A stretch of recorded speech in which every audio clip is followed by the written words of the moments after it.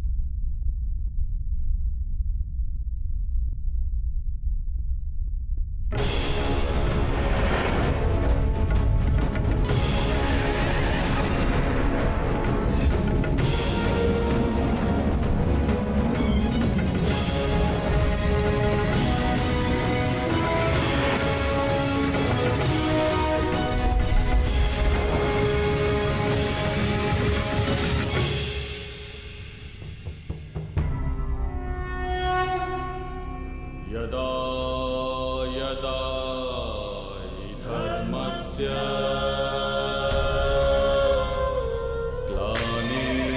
ग्लानिर्भवति भारत अभ्युत्थानं धर्मस्य तदात्मानं सृजाम्यहम्। जिस प्रकार तुम कर्तव्य और कर्म के मध्य खड़े हो, उसी प्रकार तुम अब दोनों सेनाओं के मध्य खड़े हो पार्थ।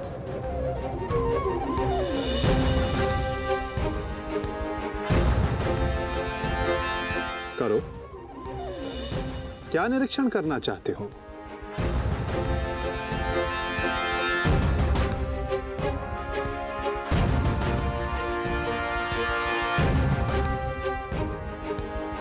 क्या हुआ पार्थ? ऐसा कौन सा भाव है जो तुम्हारे मन को विचलित कर रहा है? ऐसा कौन सा प्रश्न है जिसका उत्तर तुम्हें नहीं मिल रहा? यदि पूछोगे नहीं तो उसका समाधान कैसे पाओगे पार्थ? मैं जानता हूं तुम यही सोच रहे हो ना कि क्या यह युद्ध अनिवार्य है? क्या इतने योद्धाओं का वध, इतने जनों की हानि अनिवार्य है? क्या ये सब कल्याण के लिए है भी या नहीं? है ना पार्थ? यही विचार मेरे मन को विचलित किए जा रहे हैं माधव। क्या वास्तविकता में यह युद्ध अनिवार्य है? क्या राज्य, धारा, संपत्ति, ये सब पाने के लिए अपनों का वध करना धर्म है? क्या एक योद्धा का यही कर्तव्य है? बताइए, उत्तर दीजिए माधव।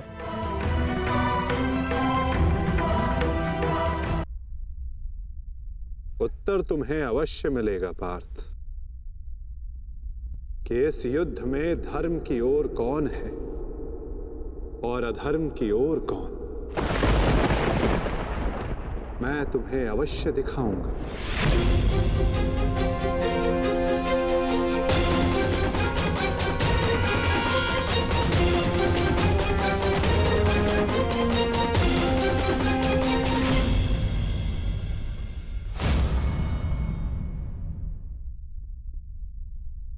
ये है वो हस्तिनापुर युवराज दुर्योधन जिसे रक्त रंजित करने की कल्पना मात्र से तुम्हारा मन डोल रहा है पार्थ।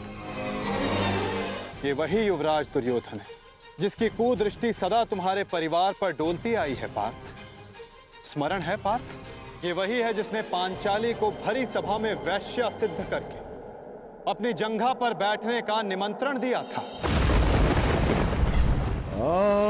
दासी द्रौपदी, आकर मेरी गंगा में बैठो। कैसे एक पवित्र याज्ञ सेनी को भरी सभा में इसने मलिन करने का प्रयास किया था। वस्त्र हरण करो इस दासी द्रौपदी का। और ये तुम्हारे मातुल्य गांधार राज शकुनी, इन्होंने जब शकुन मनाया केवल तुम्हारे परिवार के अनिष्ट का शकुन मनाया पार्थ। तुम इन्हें मातुल्य कहते हो। मातुल्य का अर्थ है जिसे मां के तुल्य समझा जाए। और तुम्हारे इन्हीं मामा ने तुम्हारी माता को वारणा व्रत की लाक्षागृह की अग्नि में भस्म करने का प्रयास किया पार्थ।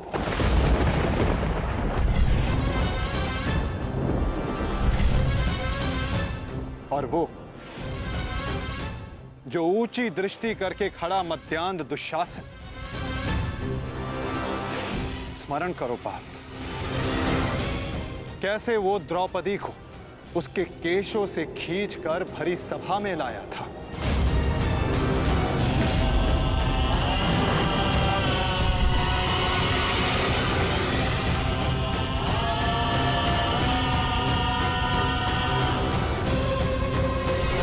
कैसे याज्ञ सेनी को भरी सभा में निर्वस्त्र करने का प्रयास किया था इसने।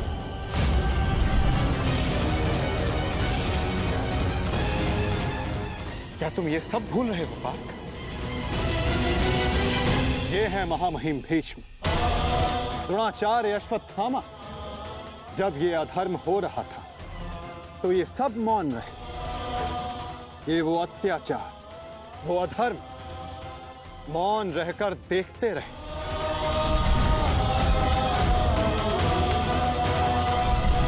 स्मरण करो वो वनवास, वो अज्ञातवास, जिसने तुम्हें तुम्हारा पौरुष त्याग कर बेहनल्ला बनने को विवश किया।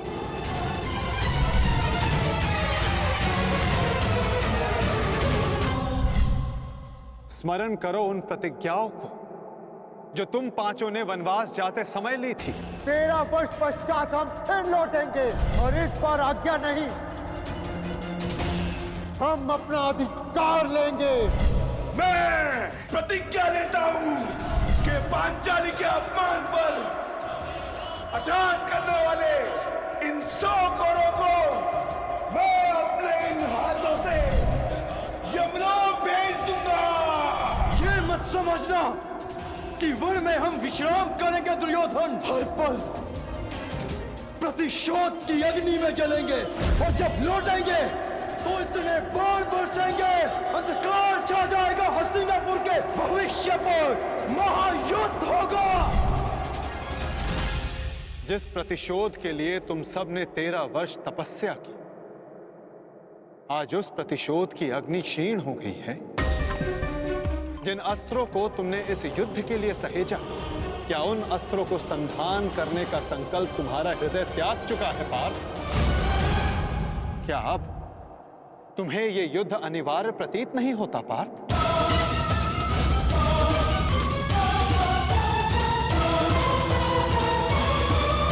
इस प्रतिशोध के लिए तुम सब ने 13 वर्ष तपस्या की, आज उस प्रतिशोध की अग्नि क्षीण हो गई है।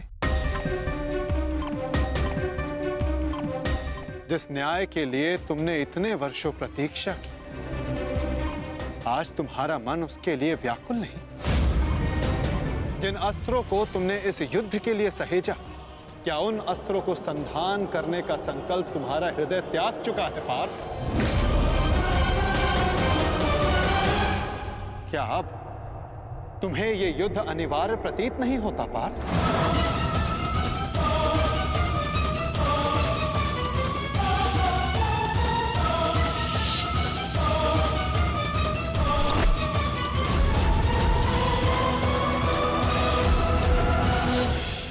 हाँ माता,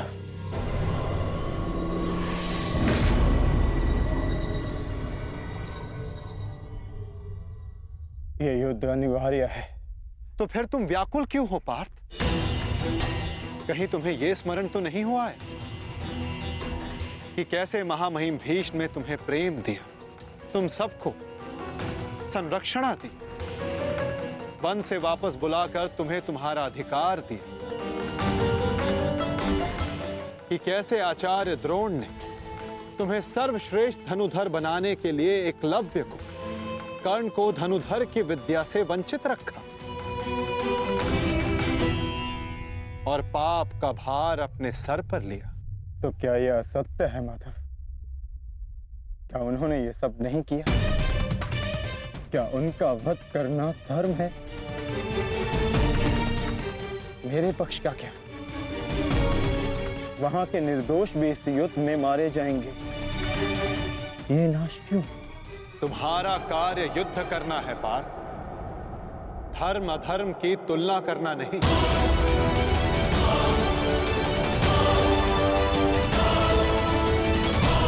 और केवल विपक्ष ही नहीं, तुम्हारा स्वयं का पक्ष भी तुम्हें दुर्बल बना रहा है। वहां भी सर्वत्र धर्म नहीं है पार्थ।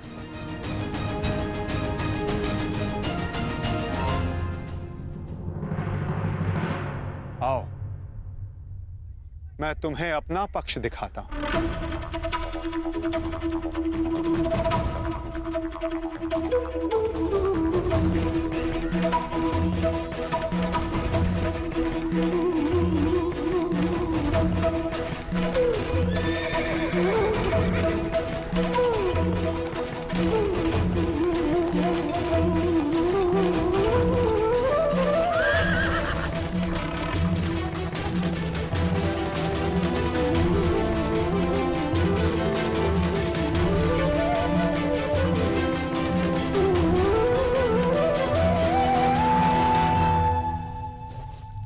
देखो अपने भ्राता युधिष्ठिर को, भ्राता भीम को, नकुल सहदेव को, अपने भतीजों को, अपने पुत्रों को।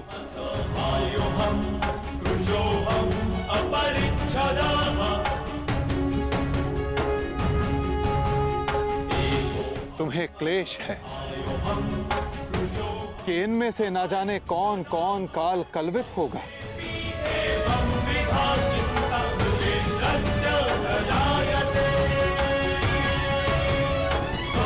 इनकी मृत्यु की संभावना तुम्हारे मन को दुर्बल बना रही है पार्थ।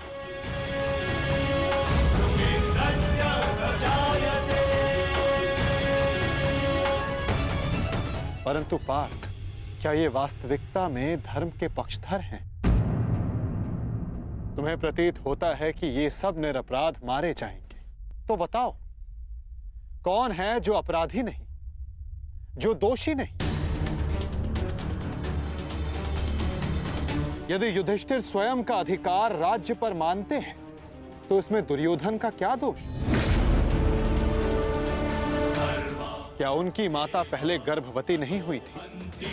क्या यह सत्य नहीं कि युधिष्ठिर ने अपना राज द्यूत क्रीड़ा में लगाया जिसे दुर्योधन ने जीता? यदि दुशासन ने अपनी ज्येष्ठ की आज्ञा मानकर द्रौपदी का वस्त्र हरण करने का अपराध किया, तो तुम चारों ने भी अपनी ज्येष्ठ की आज्ञा मानकर अपनी पत्नी का अपमान होने दिया।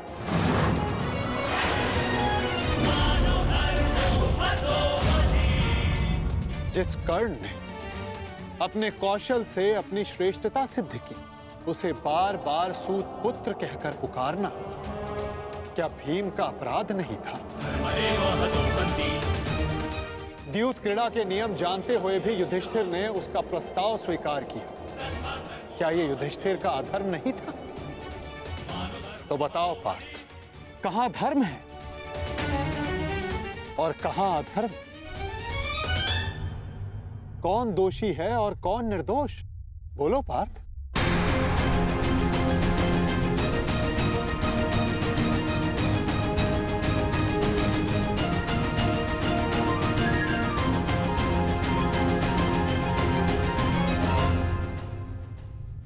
आपने उचित कहा माधव।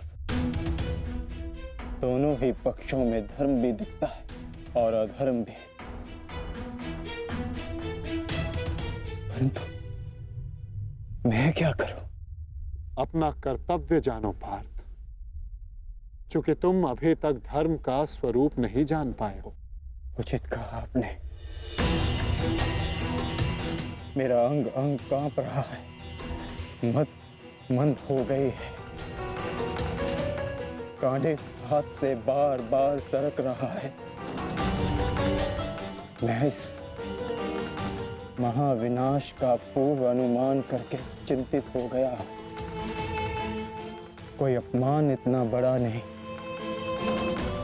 कोई प्रतिशोध इतना प्रबल नहीं कि सहस्त्रों के लाखों के प्राणों की आहुति देकर पूरा किया जाए। मैं इतने बड़े विध्वंस को, महाविनाश को स्वीकार नहीं कर पा रहा हूं माता। विनाश से ही विकास का प्रारंभ होता है पार्थ। निर्माण के विज्ञान में विध्वंस का ज्ञान अति आवश्यक है। यदि एक डाली काटो तो उससे 2 डालियां जन्म लेती। यदि एक नए पौधे का निर्माण करना हो तो उस फल को पेड़ से टूटकर दूर जाना होता है।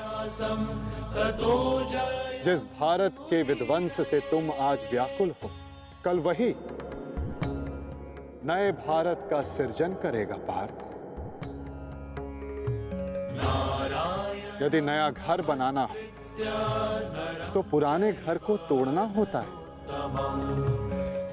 क्लेव्यम मास मगमा पार्थ नैतत्वयि उपपद्यते। ये मोह, ये नपुंसकता एक योद्धा को शोभा नहीं देती पार्थ। उठो, जागो और अपना शस्त्र उठाओ पार्थ।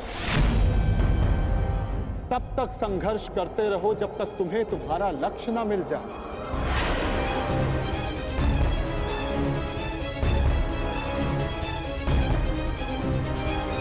शस्त्र उठाओ? कैसे कैसे शस्त्र उठाऊं माधव?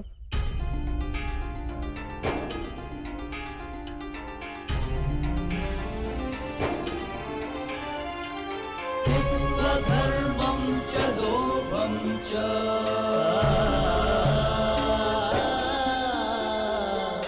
मोहं चोऽध्यमस्थितः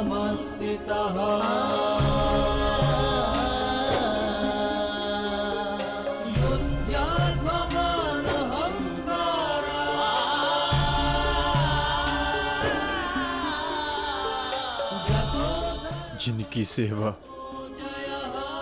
और आज्ञा पालन करना जीवन का धर्म है, उन पितामह पर, आचार्य द्रोण पर कैसे शस्त्र उठाऊं मैं? कैसे माधव? ये कौरव हैं तो मेरे भाई ही ना, सबकी धमनियों में एक ही रक्त है। इन्हें मारकर इंद्रप्रस्थ तो क्या, इंद्रलोक भी मिले तो क्या लाभ?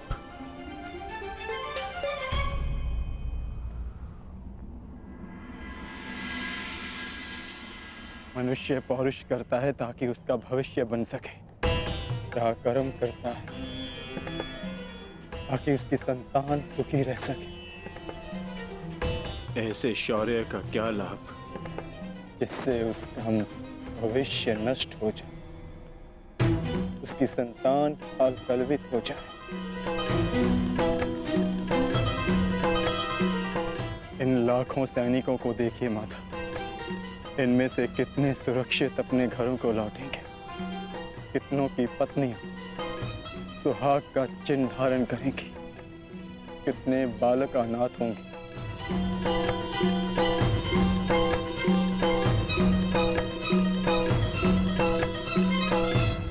बचेगा उन्हें धर्म और भविष्य सिखाने के लिए? मैं देख रहा हूं माता, इस धर्म युद्ध के पश्चात अधर्म और भी बढ़ेगा। कुरुकुल का ही नहीं, पूरे भारत का विनाश हो। आज के नियम टूटेंगे। क्या भविष्य को यही आशा है हमसे? तर्क बुद्धिमतपूर्ण है पार्थ, परंतु अर्थ मूर्खतापूर्ण। क्या नष्ट हो जाएगा? कैसा दुख होगा पार्थ?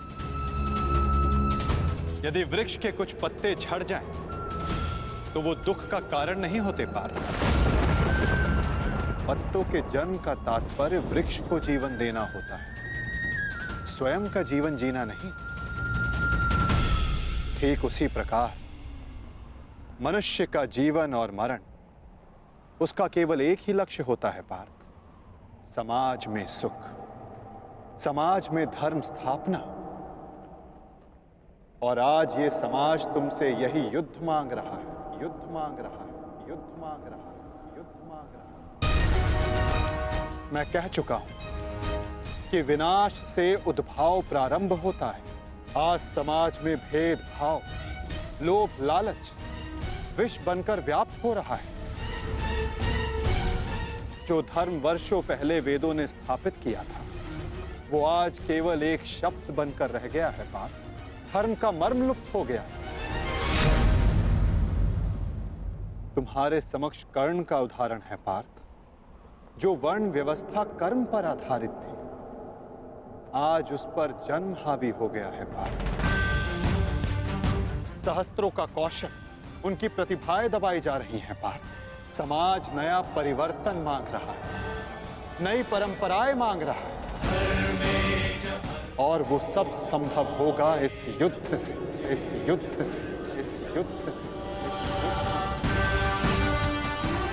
इस युद्ध से नई परंपराएं जन्म लेंगी। वो व्यवस्था टूटेगी जो आज समाज को तोड़ रही है पार्थ। वर्षा से पूर्व आकाश और धरा दोनों मलिन रहती है पार्थ, परंतु वही वर्षा आकाश और धरा को स्वच्छ बना देती है। और ये युद्ध वही वर्षा है पार्थ, जिसे धरा पुकार रही है। अपने झूठे मोह से मुक्त हो जाओ पार्थ।